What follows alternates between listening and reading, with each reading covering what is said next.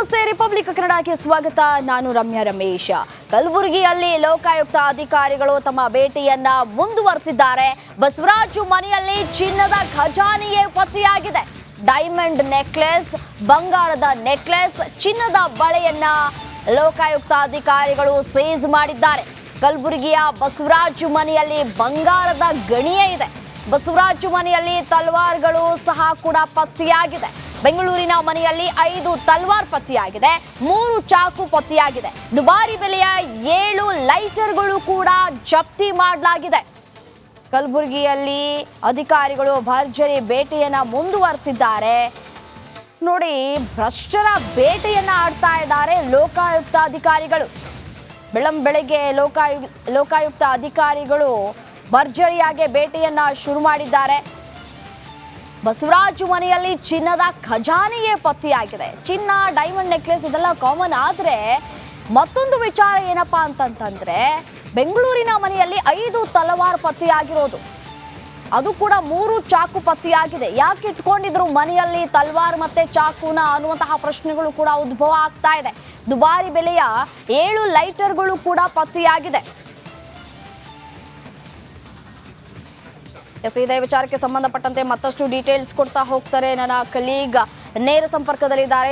ಏನು, ಒಂದ್ ಕಡೆ ಲೋಕಾಯುಕ್ತ ಅಧಿಕಾರಿಗಳು ದಾಳಿ ನಡೆಸಿದಂತಹ ಸಂದರ್ಭದಲ್ಲಿ ಚಿನ್ನ, ಡೈಮಂಡ್ ಸಿಗೋದು ಸರ್ವೇ ಸಾಮಾನ್ಯ. ಆದ್ರೆ ಇನ್ನೊಂದು ವಿಚಾರ ಏನಪ್ಪಾ ಅಂದ್ರೆ, ತಲ್ವಾರ್ ಪತ್ತೆಯಾಗಿದೆ. ತಲ್ವಾರನ್ನ ಇಟ್ಕೊಳ್ಳುವಂತಹ ಅವಶ್ಯಕತೆ ಏನಿತ್ತು ಅನ್ನುವಂತಹ ಪ್ರಶ್ನೆಗಳು ಇದೀಗ ಉದ್ಭವ ಆಗ್ತಾ ಇರುವಂತದ್ದು. ಇನ್ನು ಏನೆಲ್ಲ ಜಪ್ತಿ ಮಾಡಲಾಗಿದೆ ಅಂತ ಡೀಟೇಲ್ಸ್ ನೀಡ್ತಾ ಹೋಗೋದಾದ್ರೆ, ಖಂಡಿತವಾಗಿಯೂ ರಮ್ಯಾ, ಲೋಕಾಯುಕ್ತ ಅಧಿಕಾರಿಗಳು ಏನು BBMP ಅಸಿಸ್ಟೆಂಟ್ ಕಮಿಷನರ್ ಆಗಿರುವಂಥ ಏನು ಬಸವರಾಜ್ ಮಾಗೆ ಮನೆ ಮೇಲೆ ದಾಳಿ ಮಾಡಿದಂಥ ಸಂದರ್ಭದಲ್ಲಿ ಸಾಕಷ್ಟು ಇಂಟ್ರೆಸ್ಟಿಂಗ್ ವಿಚಾರ, ವಸ್ತುಗಳು, ಹಣದ ದಾಖಲಾತಿಗಳು, ಜೊತೆಗೆ ಸೈಟ್ ಮತ್ತೆ ಜಮೀನಿನ ಕಾಗದ ಪತ್ರಗಳು ಸಿಗ್ತಾ ಇತ್ತು. ಆದ್ರೆ ಆರಂಭದಲ್ಲಿ ಏನು ಆ ಬಸವರಾಜ್ ಮಾಗೆ ಮನೆಯಲ್ಲಿ ಒಂದಷ್ಟು ಕ್ಯಾಸಿನೋ ಕಾಯಿನ್ಸ್ ಅನ್ನ ಸಿಕ್ಕಿತ್ತು. ಇದು ಬಹಳ ಇಂಟ್ರೆಸ್ಟಿಂಗ್ ಆಗಿರುವಂಥದ್ದು. ಅಂದ್ರೆ ಜೂಜು ಪ್ರಿಯರು ಮಾತ್ರ ಈ ರೀತಿಯಾದಂತಹ ಕ್ಯಾಸಿನೋ ಕಾಯಿನ್ಸ್ ಗಳನ್ನ ಇಟ್ಕೊಂಡು ಇರ್ತಾ ಇದ್ರು. ಜೊತೆಗೆ ಆಗಾಗ ಕ್ಯಾಸಿನೋಗೆ ಹೋಗಿ ಬಂದಂತ ಸಂದರ್ಭದಲ್ಲಿ ಅದನ್ನ ಬಳಕೆ ಮಾಡ್ತಾ ಇದ್ರು. ಸೊ ಆ ಒಂದು ಕ್ಯಾಸಿನೋ ಕಾಯಿನ್ಸ್ ಪತ್ತೆಯಾಗಿತ್ತು. ಅದಾದ ಬಳಿಕ ಇದೀಗ ಲೋಕಾಯುಕ್ತ ಅಧಿಕಾರಿಗಳು ಅವರ 9 ಸ್ಥಳಗಳಲ್ಲಿ ಏನು ಶೋಧ ಕಾರ್ಯ ಮುಂದುವರಿಸಿರುವಂತದ್ದು. ಬೆಂಗಳೂರಿನ ನಿವಾಸದಲ್ಲಿ ಆ ಲೋಕಾಯುಕ್ತ ಅಧಿಕಾರಿಗಳು ತಪಾಸಣೆ ನಡೆಸ್ತಾ ಇರುವಂತಹ ಸಂದರ್ಭದಲ್ಲಿ ತಲವಾರ್ಗಳು ಪತ್ತೆಯಾಗಿರುವಂತದ್ದು. ಬಹಳ ಪ್ರಮುಖವಾಗಿ ಇಲ್ಲಿ 5 ತಲವಾರ್ಗಳು ಮತ್ತೆ 3 ಚಾಕುಗಳು ಕೂಡ ಏನು ಪತ್ತೆಯಾಗಿರುವಂತದ್ದು. ದುಬಾರಿ ಮೌಲ್ಯದ 7 ಲೈಟರ್ಗಳು ಕೂಡ ಪತ್ತೆಯಾಗಿರುವಂತದ್ದು. ಇದು ಇಂಟ್ರೆಸ್ಟಿಂಗ್ ಆಗಿರುವಂತ ವಿಚಾರ. ಅಂದ್ರೆ ಯಾಕೆ ತಲವಾರ್ಗಳನ್ನ ಇಟ್ಕೊಂಡು ಒಬ್ಬ ಅಧಿಕಾರಿಯಾಗಿ ಅನ್ನುವಂಥದ್ದು ಕೂಡ ಪ್ರಶ್ನೆ ಇರುವಂತದ್ದು. ಅದರ ಜೊತೆಗೆ ಹುಲಿ ಉಗುರು ಕೂಡ ಏನು ಅವರ ಬೆಂಗಳೂರಿನ ನಿವಾಸದಲ್ಲೇ ಪತ್ತೆಯಾಗಿರುವಂತದ್ದು. ಚಿನ್ನದ ಖಜಾನೆಗೆ ಇದೀಗ ಲೋಕಾಯುಕ್ತ ಅಧಿಕಾರಿಗಳು ಕೈ ಹಾಕಿರುವಂತದ್ದು. ಚಿನ್ನದ ಖಜಾನೆ ಓಪನ್ ಮಾಡಿದಂತ ಸಂದರ್ಭದಲ್ಲಿ ಸಾಕಷ್ಟು ಪ್ರಮಾಣದಲ್ಲಿ ಚಿನ್ನಾಭರಣ, ಒಡವೆ, ವಸ್ತ್ರ ಎಲ್ಲವೂ ಕೂಡ ಸಿಕ್ಕಿರುವಂತದ್ದು. ಅದರ ಜೊತೆಗೆ ಡೈಮಂಡ್ ನೆಕ್ಲೆಸ್ ಕೂಡ ಏನು ಬೆಂಗಳೂರಿನ ನಿವಾಸದಲ್ಲಿ ಕೂಡ ಪತ್ತೆಯಾಗಿರುವಂತದ್ದು. ಇನ್ನೂ ಕೂಡ ಸಾಕಷ್ಟು ದಾಖಲಾತಿಗಳನ್ನ ಕೂಡ ಅವರು ಏನು ಪರಿಶೀಲನೆಯನ್ನ ನಡೆಸ್ತಾ ಇರುವಂತದ್ದು. ಕಲಬುರಗಿ ಮತ್ತೆ ಬೆಂಗಳೂರು ಸೇರಿ ಒಟ್ಟು 9 ಕಡೆ ಲೋಕಾಯುಕ್ತ ಅಧಿಕಾರಿಗಳು ಏನು ತಪಾಸಣೆ ನಡೆಸ್ತಾ ಇದ್ದಾರೆ. ಇಲ್ಲಿ ಸಾಕಷ್ಟು ಕಾಗದ ಪತ್ರಗಳು, ಅಂದ್ರೆ ಮನೆ, ಜಮೀನಿಗೆ ಸಂಬಂಧಪಟ್ಟಂತ ಕಾಗದ ಪತ್ರಗಳು ಸಿಗ್ತಾ ಹೋಗೋದಾದ್ರೆ, ಬೆಂಗಳೂರಿನಲ್ಲಿ ಹಣ, ಒಡವೆ, ಈ ರೀತಿಯಾದಂತ ಏನು ತಲವಾರ್ಗಳೆಲ್ಲವೂ ಕೂಡ ಪತ್ತೆ ಆಗ್ತಾ ಇರುವಂತದ್ದು. ಅಲ್ಲಿನ ಲಾಕರ್ಗೂ ಕೂಡ ಇನ್ನೂ ಲೋಕಾಯುಕ್ತ ಪೊಲೀಸರು ಏನು ಕೈ ಹಚ್ಚಿಲ್ಲ. ಲಾಕರ್ ಕೂಡ ಓಪನ್ ಮಾಡ್ಬೇಕಾಗುತ್ತೆ. ಲಾಕರ್ ಓಪನ್ ಮಾಡಿದಂತ ಸಂದರ್ಭದಲ್ಲಿ ಮತ್ತಷ್ಟು ಮಾಹಿತಿಗಳು ಕೂಡ ಹೊರ ಬರ್ತಾ ಇರುವಂತದ್ದು. ಆದ್ರೆ ಸದ್ಯ ಇಲ್ಲಿ ಆ ಕಲಬುರಗಿಯ ನಿವಾಸದಲ್ಲೂ ಕೂಡ ಸಾಕಷ್ಟು ಕಾಯಿನ್ಸ್ಗಳೇ, ಅಂದ್ರೆ ಕ್ಯಾಸಿನೋ ಕಾಯಿನ್ಸ್ಗಳ ಒಂದೊಂದು ಬಾಕ್ಸ್ಗಳು ಕೂಡ ಹೆಚ್ಚಾಗ್ತಾ ಹೋಗ್ತಾ ಇರುವಂತದ್ದು. ಈಗ ಬೆಳಗ್ಗೆಯಿಂದ ಕೂಡ ಓಪನ್ ಮಾಡುವಂತ ಸಂದರ್ಭದಲ್ಲಿ 2 ರಿಂದ 3 ಕ್ಯಾಸಿನೋ ಕಾಯಿನ್ಸ್ ಬಾಕ್ಸ್ಗಳು ಕೂಡ ಓಪನ್ ಆಗಿರುವಂತದ್ದು. ಅದೇ ರೀತಿಯಾಗಿ ಎಲ್ಲಾ ಕಡೆ ಅಧಿಕಾರಿಗಳು ಸಾಕಷ್ಟು ಮನೆಗಳನ್ನ ಶೋಧ ಕಾರ್ಯ ನಡೆಸ್ತಾ ಇರುವಂತದ್ದು. ರೈಟ್, ಧನ್ಯವಾದ ತಮ್ಮೆಲ್ಲ ಮಾಹಿತಿಗಾಗಿ.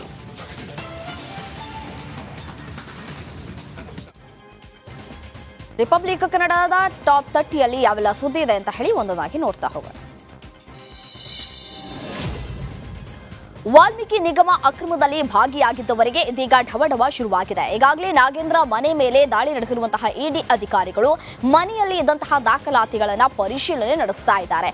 ನಾಗೇಂದ್ರ ನಿವಾಸಕ್ಕೆ ಇಡಿ ಅಧಿಕಾರಿಗಳ ಜೊತೆ ಮತ್ತಿಬ್ಬರು ಬ್ಯಾಂಕ್ ಸಿಬ್ಬಂದಿಗಳು ಎಂಟ್ರಿ ಆಗಿದ್ದಾರೆ. ಇತ್ತ ಇಡಿ ಅಧಿಕಾರಿಗಳ ಪ್ರಶ್ನೆಗೆ ನಾಗೇಂದ್ರ ಉತ್ತರಿಸಲು ಆಗದೆ ಚಡಪಡಿಸ್ತಾ ಇದ್ದಾರೆ. ಅಕ್ರಮದ ಬಗ್ಗೆ ನನಗೇನು ಗೊತ್ತಿಲ್ಲ, ನಾನು ಅಕ್ರಮ ಮಾಡಿಲ್ಲ ಅಂತ ಹೇಳ್ತಾ ಇದ್ದಾರೆ. ಮಾಜಿ ಸಚಿವ ನಾಗೇಂದ್ರ ನಿವಾಸವಷ್ಟೇ ಅಲ್ಲದೆ ಬಸನಗೌಡ ದದ್ದಲ್ ನಿವಾಸದಲ್ಲೂ ಇಡಿ ಅಧಿಕಾರಿಗಳು ಶೋಧ ಕಾರ್ಯವನ್ನ ಮುಂದುವರೆಸಿದ್ದಾರೆ. ಬೆಂಗಳೂರಿನ ಯಲಹಂಕಲದಲ್ಲಿ ಇರುವಂತಹ ಶಾಸಕ ದದ್ದಲ್ ಮನೆಯಲ್ಲಿ ದಾಖಲಾತಿಗಳ ಪರಿಶೀಲನೆಯನ್ನ ನಡೆಸಲಾಗ್ತಾ ಇದೆ. ಈ ವೇಳೆ ದದ್ದಲ್ ಅಧಿಕಾರಿಗಳು 55 ಲಕ್ಷ ರೂಪಾಯಿ ಹಣದ ಬಗ್ಗೆ ಪ್ರಶ್ನೆಯನ್ನ ಮಾಡಿದರೆ ದದ್ದಲ್ ಮಾತ್ರ ಪಂಪಣ್ಣನತ್ತ ಬೊಟ್ಟು ಮಾಡ್ತಾ ಇದ್ದಾರೆ. ದದ್ದಲ್ ಮನೆ ಮೇಲೆ ಇಡಿ ದಾಳಿ ಪ್ರಕರಣಕ್ಕೆ ಸಂಬಂಧಪಟ್ಟಂತೆ ಇದೀಗ ದದ್ದಲ್ ಪಿಎ ಆಗಿದ್ದ ಪಂಪಣ್ಣ ಮನೆ ಮೇಲೂ ಇಡಿ ಅಧಿಕಾರಿಗಳು ದಾಳಿಯನ್ನ ನಡೆಸಿದ್ದಾರೆ. ಪಂಪಣ್ಣ ಬಿಚ್ಚಾಲಿ ಗ್ರಾಮ ಪಂಚಾಯಿತಿ ಪಿಡಿಒ ಆಗಿ ನಿಯೋಜನೆಗೊಂಡಿದ್ರು. ಆದರೆ ಚಾರ್ಜ್ ತೆಗೆದುಕೊಳ್ಳದೆ ಪಂಪಣ್ಣ ರಾಯಚೂರು ತಾಲೂಕು ಪಂಚಾಯಿತಿಯಲ್ಲಿ ಕೆಎಸ್ ವರ್ಕರ್ ಆಗಿ ಮುಂದುವರೆದಿದ್ರು. ಜೊತೆಗೆ ತಾಲೂಕು ಪಂಚಾಯತ್ ಕಚೇರಿಯಲ್ಲಿ ಕೆಲಸ ಮಾಡ್ತಾ ಇದ್ದಂತಹ ಪಂಪಣ್ಣ ಬಸನಗೌಡ ದದ್ದಲ್ನ ಖಾಸಗಿ ವ್ಯವಹಾರವನ್ನ ಕೂಡ ನೋಡ್ಕೊಳ್ತಾ ಇದ್ರು. ಇತ್ತೀಚೆಗೆ ಆತ ನಗರದ ಆಜಾದ್ ನಗರದಲ್ಲಿ ಐಷಾರಾಮಿ ಫ್ಲಾಟ್ ಅನ್ನ ಖರೀದಿಸಿ ವಾಸ ಮಾಡಿದ್ದ. ವಾಲ್ಮೀಕಿ ಹಗರಣದಲ್ಲಿ ಪಂಪಣ್ಣ 50 ಲಕ್ಷ ರೂಪಾಯಿ ಪಡೆದಿರೋ ಆರೋಪಗಳು ಕೂಡ ಕೇಳಿಬಂದಿತ್ತು. ಜುಲೈ 5ರಂದು ಎಸ್ಐಟಿ ಆತನನ್ನ ವಿಚಾರಣೆಗೆ ಒಳಪಡಿಸಿತ್ತು. ಇದೀಗ ಮತ್ತೆ ಆತನ ಮನೆ ಮೇಲೆ ಅಧಿಕಾರಿಗಳು ದಾಳಿಯನ್ನ ನಡೆಸಿ ಪರಿಶೀಲನೆಯನ್ನ